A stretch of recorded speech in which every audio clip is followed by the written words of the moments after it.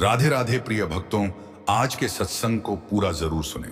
Video को like, channel को subscribe करके कमेंट बॉक्स में राधे राधे जरूर लिखें। और सभी लोगों से विनती, सत्संग को सुनिए जी, और इतना जरूर बताइए कि आप सत्संग कहां से सुन रहे हैं। आइए चलो सत्संग को शुरू करते हैं। सबसे बड़ा दान कौन सा होता है? यह प्रश्न जितना सरल लगता है उतना ही गहरा है, और इसे लेकर सदियों से साधु महात्माओं, राजाओं और साधकों के मन में जिज्ञासाएं उठती रही हैं। लेकिन इस प्रश्न का वास्तविक उत्तर तभी मिलता है जब मनुष्य इसे किसी उपदेश की तरह नहीं, बल्कि अपने अनुभव की यात्रा के रूप में जीता है। इसी प्रश्न के कारण हमारी कहानी शुरू होती है। एक साधारण गांव में रहने वाले एक बच्चे सूरज से, जिसकी उम्र भले ही 14 वर्ष थी, लेकिन सोच इतनी गहरी थी कि वह घंटों एक ही प्रश्न पर अपने भीतर विचार करता रहता था। उसकी मां अक्सर कहती, बेटा दान ही सबसे बड़ा पुण्य है। पर सूरज हर बार मन ही मन एक ही सवाल दोहराता, दान तो कई तरह का होता है, लेकिन उनमें सबसे बड़ा कौन सा? यही प्रश्न उसे एक दिन गांव के बाहर पीपल के वृक्ष के नीचे बैठे एक ज्ञानी साधु महात्मा एकांत दास तक ले आया।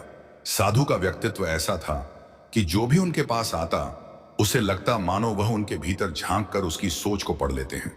सूरज ने जैसे ही उनके पास बैठकर यह प्रश्न पूछा, साधु मुस्कुराए। एक ऐसी मुस्कान जिनमें धैर्य, प्रेम और किसी महान सत्य की झलक छुपी थी। उन्होंने कहा, बेटा सबसे बड़ा दान वह नहीं जो देने में सबसे कठिन लगे, बल्कि वह जिसे समझे बिना जीवन कभी पूर्ण नहीं हो पाता। पर इसका उत्तर शब्दों में नहीं, अनुभवों में छुपा है। यदि तुम सचमुच जानना चाहते हो तो 5 दिनों तक मेरे साथ चलो। हर दिन मैं तुम्हें एक नया दृश्य दिखाऊंगा, और 5वें दिन तुम स्वयं जान लोगे कि सबसे बड़ा दान कौन सा है। सूरज के भीतर गूंज उठे उत्सुकता के स्वर। क्या यह ज्ञान भोजन दान से बड़ा है? क्या यह वस्त्र दान से बड़ा है? क्या यह सेवा से बड़ा है? या क्या यह धन दान से भी श्रेष्ठ है? लेकिन साधु ने कुछ और ही संकेत दिया था, ऐसा कुछ जो आज दुर्लभ है और जिसके बिना मानवता अधूरी है। अगले दिन सुबह सुबह सूरज साधु से मिलने पहुंचा। सूरज की पहली किरणें अभी पर्वतों के पीछे से झांकना शुरू ही हुई थी, और गांव की ठंडी हवा में शांति ऐसी थी जैसे प्रकृति स्वयं किसी नई सीख का स्वागत कर रही हो। साधु ने उसे बुलाया और दोनों धीरे धीरे चलते हुए गांव के उस हिस्से में पहुंचे जहां एक बूढ़ी औरत सूखी लकड़ियों का भारी गट्ठर सिर पर उठाने की कोशिश कर रही थी।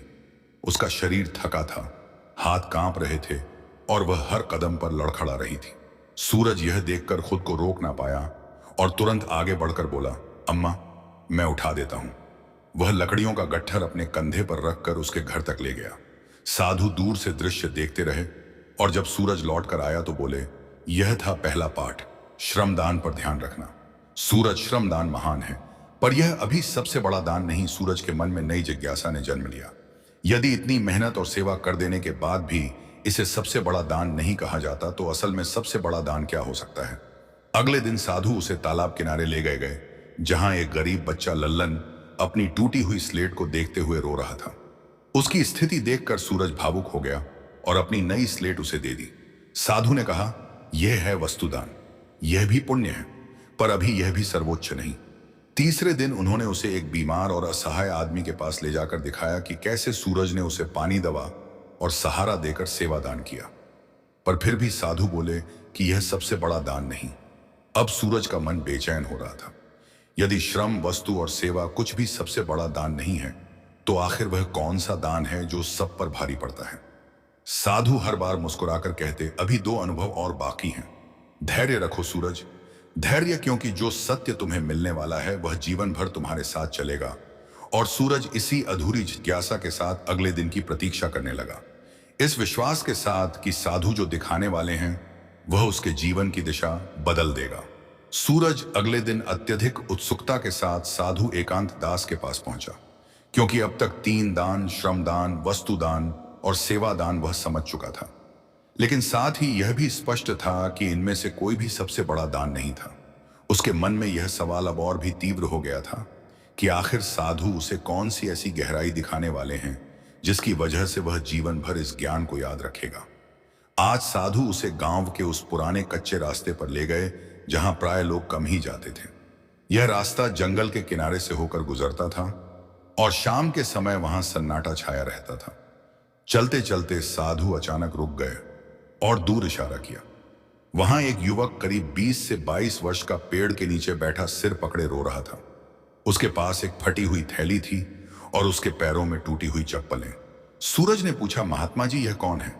साधु बोले, यह एक मजदूर है जो दूसरे गांव से काम की तलाश में आया था, पर रास्ते में कुछ बदमाशों ने लूट लिया। उसके पास ना पैसे हैं, ना खाना, ना घर लौटने का कोई तरीका और ना ही कोई उसके दुख को सुनने वाला। सूरज को उसकी स्थिति देख बहुत दुख हुआ, पर इस बार साधु ने कहा, आज मैं तुम्हें कुछ अलग दिखाना चाहता हूं। आगे बढ़कर उससे केवल बात करो, पर उसे कुछ दो मत, ना खाना, ना पैसा, ना वस्तु। सूरज चौंका, पर महात्मा जी, मदद तो इनसे ही होती है। साधु मुस्कुराए, आज तुम्हें समझना है कि कुछ दान ऐसे होते हैं जिन्हें देने के लिए हाथ नहीं, दिल चाहिए। सूरज उस युवक के पास गया, उसके पास बैठा और बोला, भैया क्या हुआ, क्यों रो रहे हो? युवक ने पहले तो सिर उठाकर देखा, फिर रोते रोते सब बताया। कैसे उसका परिवार 2 दिन से उसका इंतजार कर रहा है, कैसे उसके पास लौटने तक के पैसे नहीं हैं, कैसे उसे डर है कि कहीं वे सोच ना ले कि वह उन्हें छोड़कर भाग गया, कैसे राशि के बिना वह किसी को मुंह भी नहीं दिखा सकता। सूरज ने उसकी हर बात ध्यान से सुनी, बीच बीच में उसे ढांढस दिलाता रहा, भैया सब ठीक हो जाएगा, आप अकेले नहीं हैं। युवक थोड़ा शांत हुआ, उसकी सांसों में कांपना कम हुआ, आंखों के आंसू थमे और उसने सिर उठाकर सूरज की ओर देखा। बेटा, तुमने मुझे वस्तु से नहीं, शब्दों से थाम लिया। दुनिया में लोग पैसा देते हैं, खाना देते हैं, पर कोई दिल से सुन ले बहुत दुर्लभ है। सूरज को पहली बार महसूस हुआ कि कई बार इंसान को चीजें नहीं, किसी का साथ चाहिए होता है। साधु धीरे धीरे पास आए और बोले, सूरज, यह है सहानुभूति दान। जब तुम किसी के दुख को समझते हो, उसे अपने मन का स्थान देते हो, उसके आंसुओं को महत्व देते हो।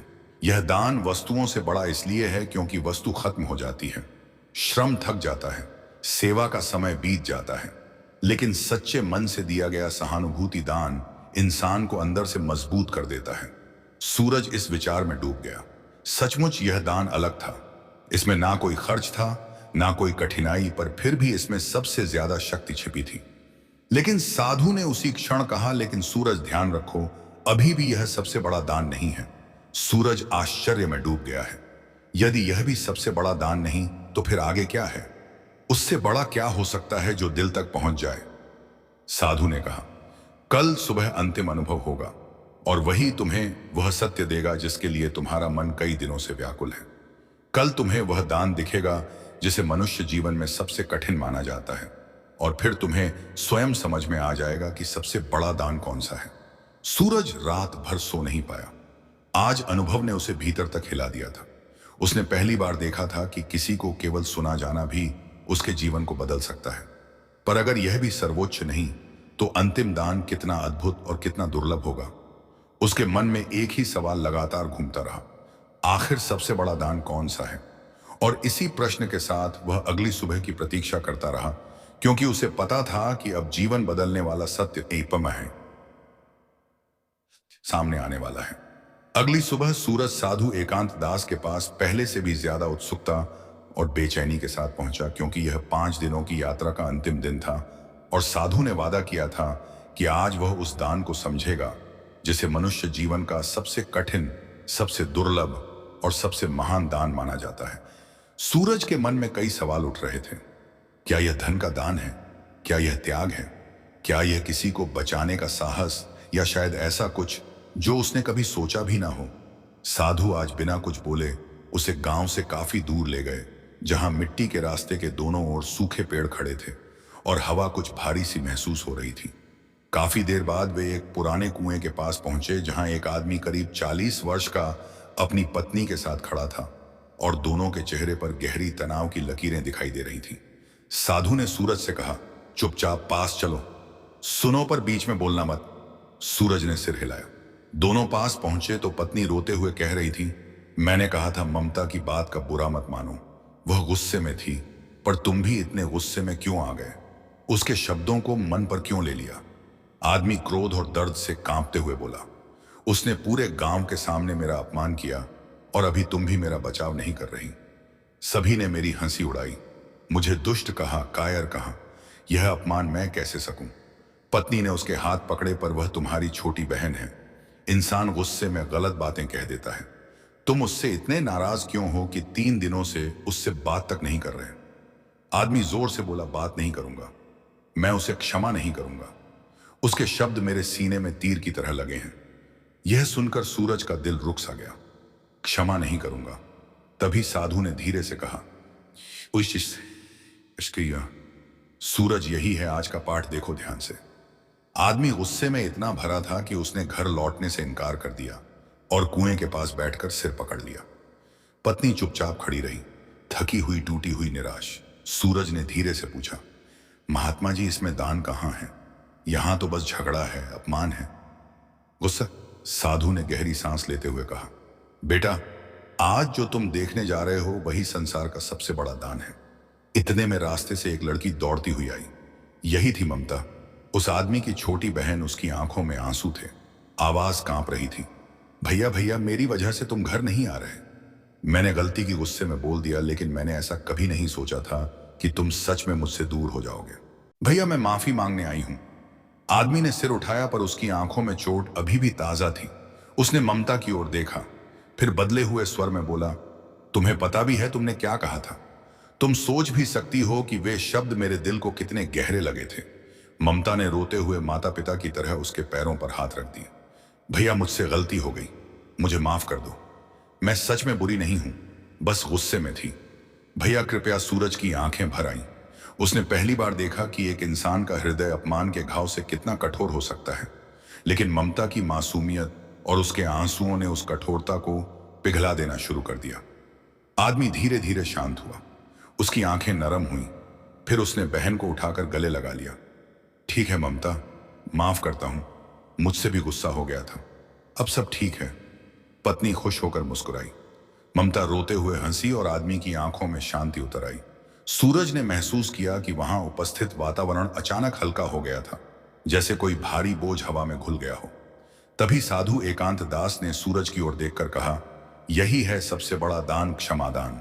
श्रमदान शरीर मांगता है, वस्तुदान पैसे मांगता है, सेवादान समय मांगता है, सहानुभूति दान मन मांगता है, लेकिन क्षमादान यह अहंकार मांगता है, अपना दर्द छोड़ना मांगता है, दिल को बड़ा करना मांगता है। बाकी दान देना आसान है, पर जिसने तुम्हें चोट पहुंचाई हो उसे क्षमा देना यह संसार में सबसे कठिन काम है। इसीलिए यह सबसे बड़ा दान है, क्योंकि यह बाहर नहीं भीतर दिया जाता है। सूरज कुछ पल तक स्तब्ध खड़ा रहा। सचमुच यह दान बाकी सभी दानों से अलग था। इस दान से ना सिर्फ दूसरे व्यक्ति को राहत मिलती है, बल्कि दान देने वाले का दिल भी मुक्त हो जाता है। साधु ने सूरज के कंधे पर हाथ रखा और बोले, अब तुम जान गए सूरज, दुनिया में सबसे बड़ा दान कोई वस्तु नहीं, कोई सेवा नहीं, कोई भोजन नहीं, बल्कि क्षमा है। सूरज ने गहरी सांस ली। उसके भीतर कुछ बदल चुका था, जैसे किसी ने उसका मन खोलकर उसमें रोशनी भर दी हो। आज उसे जीवन का सबसे गहरा सत्य मिल गया था, एक ऐसा सत्य जो उसके पूरे भविष्य को बदल देगा, क्षमादान के। उस अंतिम अनुभव के बाद सूरज का मन कई दिनों तक बिल्कुल शांत भी था और भीतर से गहराई तक झंकृत भी, मानो साधु एकांत दास ने उसके भीतर कोई ऐसा द्वार खोल दिया हो जहां रोशनी लगातार फैलती जा रही थी। उसने पहली बार समझा था कि इंसान का सबसे बड़ा शत्रु बाहर नहीं, उसके भीतर बैठा हुआ अहंकार है, और जो व्यक्ति इस अहंकार को त्याग कर किसी को क्षमा दे दे, वही इस संसार में सबसे बड़ा दान करता है। पर इस ज्ञान को समझ लेना एक बात है और इसे जीवन में जीना दूसरी बहुत कठिन बात। अगले कुछ दिनों में सूरज घर लौटा तो उसने देखा कि उसकी छोटी बहन पूजा उसके नए पौधे को तोड़ बैठी थी, वही पौधा जिसे वह कई दिनों से प्रेम से सींच रहा था। सूरज का मन एक पल में क्रोध से भर गया। उसने गुस्से में कदम बढ़ाया ही था कि अचानक उसे साधु की बात याद आ गई। क्षमा वही दे सकता है जो अपने भीतर का अहंकार त्याग दे। वह ठिठक गया, फिर एक गहरी सांस ली, बहन के आंसू देखे और शांत स्वर में बोला, कोई बात नहीं पूजा, अगली बार ध्यान रखना। उसी क्षण उसे महसूस हुआ कि क्षमा सिर्फ सामने वाले को नहीं, स्वयं को भी हल्का कर देती है। अगले ही दिन गांव में एक और घटना हुई। दो पड़ोसी जो वर्षों से पानी के बंटवारे को लेकर झगड़ते आए थे, आज फिर भिड़ने को तैयार खड़े थे। लोग इकट्ठा हो गए, माहौल गर्म था। तभी सूरज आगे बढ़ा और दोनों के बीच खड़ा हो गया। उसने ना तो किसी का पक्ष लिया, ना किसी की बुराई की, बस धीरे धीरे उन्हें समझाता रहा कि गुस्सा बढ़ाने से किसी का भला नहीं होता, और यदि एक बार दोनों एक दूसरे को क्षमा कर दें तो वही क्षण उनके जीवन में स्थायी शांति ला सकता है। शायद सूरज के शब्दों में वह मासूम सच्चाई थी जिसने दोनों के दिल को छुआ, और कुछ ही देर में वर्षों पुराना झगड़ा खत्म हो गया। यह देखकर गांव के बुजुर्ग बोले, यह लड़का ना जाने साधु के साथ कहां गया था, पर लौटकर कुछ और ही बन गया है। सूरज मुस्कुराया, पर कुछ बोला नहीं, क्योंकि उसका उद्देश्य बदल गया था। अब उसे किसी को प्रभावित नहीं करना था, बस वह ज्ञान भीतर उतारना था जो उसे मिला था। समय बीतता गया और सूरज का स्वभाव गांव भर में अलग पहचान बनाने लगा। वह हर काम में श्रम दान करता, जरूरतमंद को वस्तु दान देता, बीमार को सेवा दान, दुखी को सहानुभूति दान, और जब कोई गलती करता तो वह उन्हें क्षमादान भी दे देता। कई लोग पूछते, तू इतना शांत कैसे रहता है? सूरज बस साधु की कही एक बात याद करते हुए उत्तर देता, क्षमा दिल को हल्का कर देती है। धीरे धीरे उसकी यह सोच गांव के बच्चों, युवाओं और यहां तक कि बुजुर्गों तक पहुंचने लगी। झगड़े कम हुए, रिश्ते सुधरने लगे और लोगों में एक नया विश्वास जागा। एक दिन साधु एकांत दास फिर गांव से गुजर रहे थे। सूरज दौड़कर उनके चरणों में गिर पड़ा और बोला, आप आओ ना तापास। महात्मा जी, आपने जो सिखाया उससे मेरा जीवन बदल गया। साधु ने उसके सिर पर हाथ रखा और शांत स्वर में बोले, सूरज याद रखना, ज्ञान मिल जाना अंत नहीं, शुरुआत है। असली यात्रा तो तब होती है जब तुम दूसरों में वह रोशनी जगाना शुरू करते हो। सूरज ने सिर उठाकर कहा, महात्मा जी, मैं कोशिश करूंगा कि इस दान को जितने दिलों तक पहुंचा सकूं पहुंचाऊं। साधु मुस्कुराए, वही मुस्कान जिसमें गहराई और आशीर्वाद दोनों छुपे थे, और फिर धीरे धीरे दूर जाते गए। सूरज उन्हें देखता रहा। अब उसे पता था कि दान की यात्रा वस्तुओं की नहीं, मन की यात्रा है, और इस यात्रा में सबसे बड़ा दान हमेशा वही रहेगा जिसे देने के लिए सबसे बड़ी ताकत चाहिए, अपने भीतर की कठोरता को छोड़ने की ताकत। अब सूरज सिर्फ एक बच्चा नहीं था, वह एक सीख था जो चलता हुआ हर किसी के दिल में नया प्रकाश जगा रहा था। वर्ष बीतते गए, सूरज बड़ा होता गया, पर उसके भीतर साधु एकांत दास द्वारा बोए गए दान के 5 बीज, श्रम, वस्तु, सेवा, सहानुभूति और क्षमा, और अधिक फलते फूलते गए। गांव में लोग कहते थे कि सूरज सिर्फ नाम का ही सूरज नहीं है, बल्कि हर सुबह की किरण की तरह वह मनुष्यों के भीतर फैली अंधेरी जगहों में रोशनी भर देता है। जब कोई गरीब मजदूर थक कर बैठ जाता, सूरज उसकी मदद करता। जब किसी का बच्चा स्कूल के लिए स्लेट ना खरीद सके, सूरज उसे दे आता। जब कोई बूढ़ा बीमार होता, सूरज उसका सहारा बनता। जब किसी का मन टूटा होता, सूरज उसे सुनता, और जब कोई गलती करता, सूरज उसे सहज ही क्षमा कर देता उसकी। यह आदत गांव में बदलाव की शुरुआत बन गई। धीरे धीरे लोग समझने लगे कि दान धन का नहीं, मन का होता है। वे महसूस करने लगे कि किसी को सुन लेना भी दान है, किसी को समझ लेना भी दान है, और हां, किसी को क्षमा कर देना सबसे बड़ा दान है। एक दिन गांव के स्कूल में एक कार्यक्रम रखा गया, जहां सभी बच्चों से पूछा गया, जीवन में सबसे बड़ा दान कौन सा है? कुछ ने कहा भोजन दान, कुछ ने कहा धन दान, कुछ ने कहा सेवा दान। पर जब सूरज को बोलने के लिए बुलाया गया, वह मंच पर चढ़ा और कुछ क्षण चुप खड़ा रहा। उसकी आंखों में एकांत दास की मुस्कान तैर रही थी, वही मुस्कान जिसने उसे पहली बार इस यात्रा पर भेजा था। वह बोला, सबसे बड़ा दान वह है जिसे देने से पहले आपको अपने भीतर लड़ना पड़ता है, जो आपके अहंकार को गिराता है, जो आपके दिल को बड़ा करता है, और जिसे देकर आप सिर्फ दूसरों को ही नहीं, खुद को भी मुक्त कर देते हैं। वही एक क्षमा। वहां उपस्थित लोग कुछ देर स्तब्ध रहे, फिर तालियां गूंज उठी। यह उत्तर किसी किताब से नहीं, अनुभव से निकला था। उस रात सूरज अपनी छत पर बैठा तारों को देख रहा था। हवा में वही शांति थी जो कभी साधु एकांत दास के साथ यात्रा की पहली सुबह में महसूस हुई थी। सूरज की आंखें बंद हुईं और उसे लगा जैसे साधु कहीं दूर पर्वतों में बैठे मुस्कुरा रहे हों। तुमने सीख लिया सूरज, और अब तुम वो प्रकाश बन चुके हो। समय के साथ सूरज गांव का मार्गदर्शक बन गया, ना किसी पद का, ना किसी अधिकार का, बल्कि चरित्र का।